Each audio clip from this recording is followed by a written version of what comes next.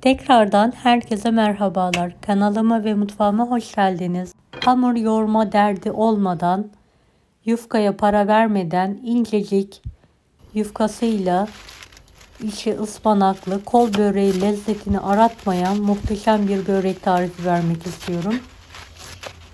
Tarifimize iç harcımızı hazırlayarak başlayalım. Bahçeden topladığım ıspanakları yıkadım, temizledim. İnce olacak şekilde doğruyorum hepsini.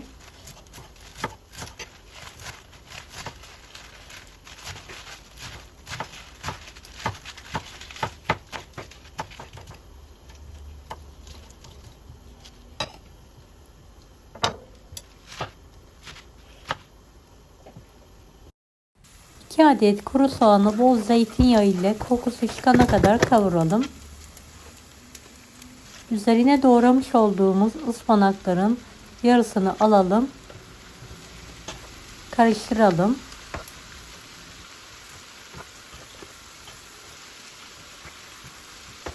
Evet, ıspanakları hızlı bir şekilde karıştırıyorum. Kalan ıspanakları üzerine ilave ederek yüksek ateşte sulandırmadan kavurmaya devam ediyorum.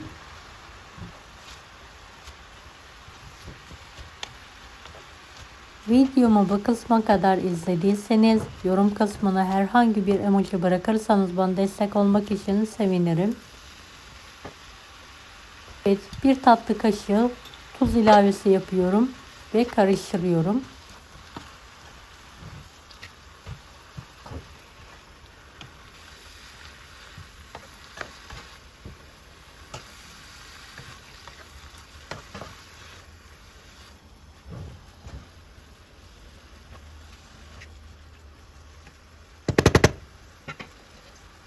Kırmızı toz biber, dilerseniz de pul biber ekleyebilirsiniz. Karıştırdıktan sonra altını kapatıyorum ve soğumaya bırakıyorum.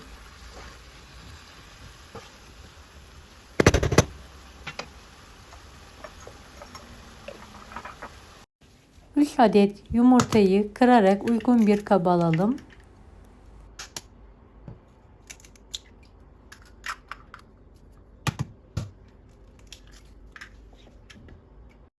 Yarım su bardağı sıvı yağ, 3 su bardağı da su ilavesi yapalım üzerine.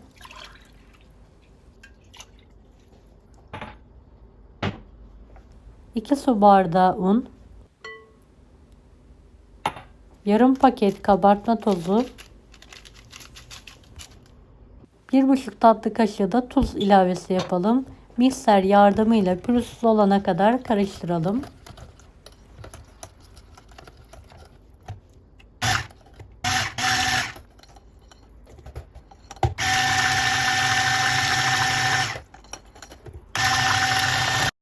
Evet, kıvamı bu şekilde cıvık, akışkan bir kıvam olmalı. Krep tavasını önceden ısıttım. Bir damla zeytinyağı damlatarak her tarafına gelecek şekilde peçete yardımıyla siliyorum.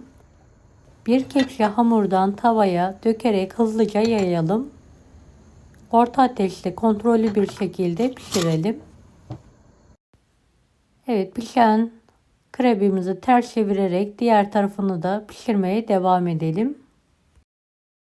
Pişirdiğimiz krep yufkasını tezgah üzerinde soğutmaya bırakalım. Ve kalan hamuru aynı yöntemle dökerek pişirmeye devam edelim.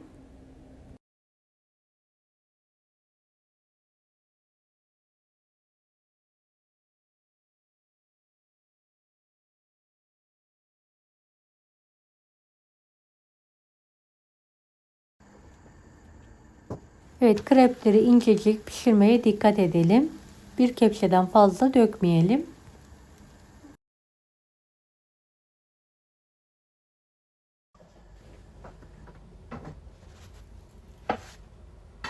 Evet, soğuttuğumuz krepleri yan yana olacak şekilde dizelim.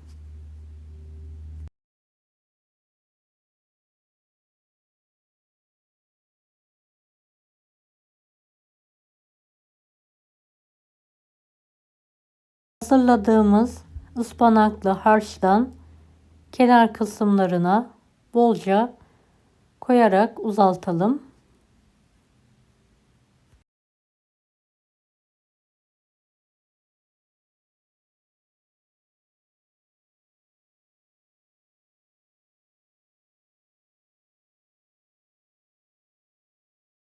Kenarlarını kapatarak rulo şekilde saralım.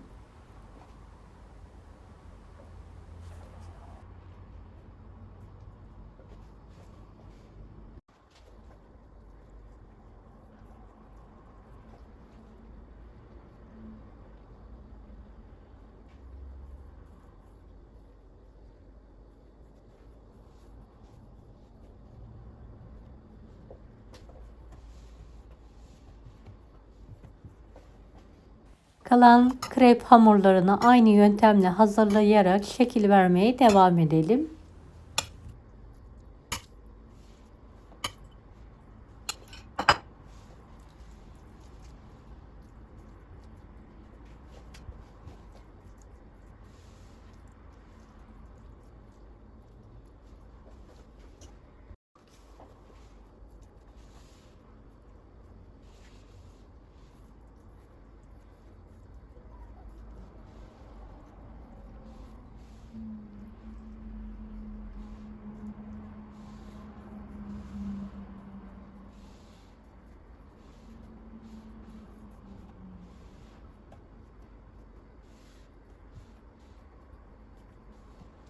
Büyük bir tavayı yağlayalım ve gül börek şeklinde sararak tavanın orta kısmına alalım.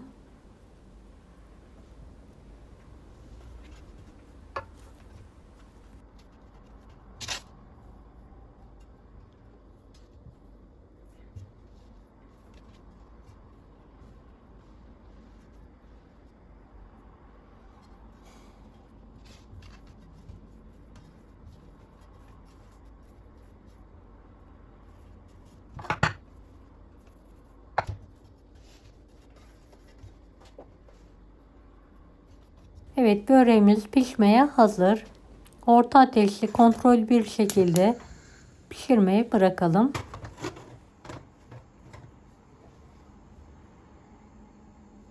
Evet, pişen böreğimizi bir kapak yardımıyla ters çevirelim.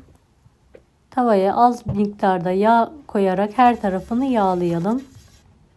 Diğer tarafı da aynı yöntemle pişirelim.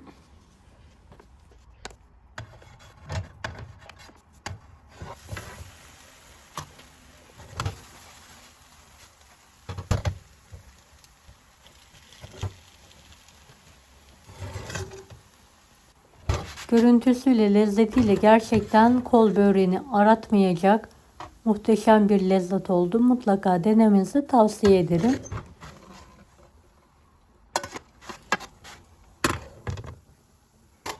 Pişen böreğimizi servis tabağına alalım.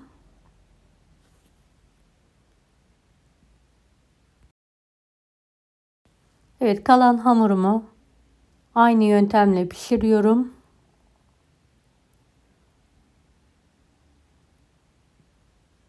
İç harç koyarak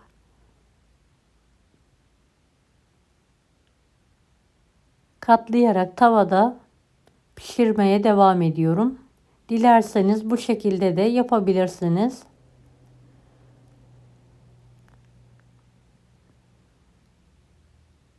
Her şekliyle de gerçekten çok lezzetli oldu.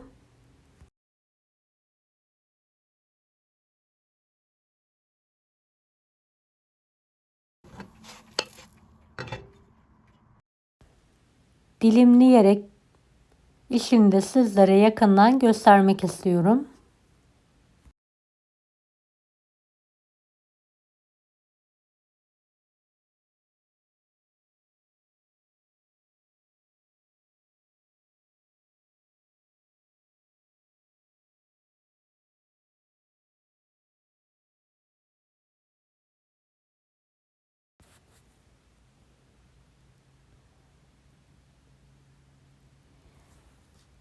Deneyecek olanlara şimdiden kolaylıklar dilerim.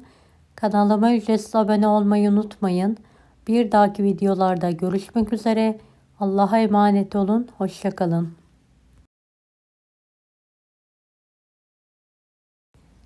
Daha farklı tarifler için bunları da izlemeyi unutmayınız.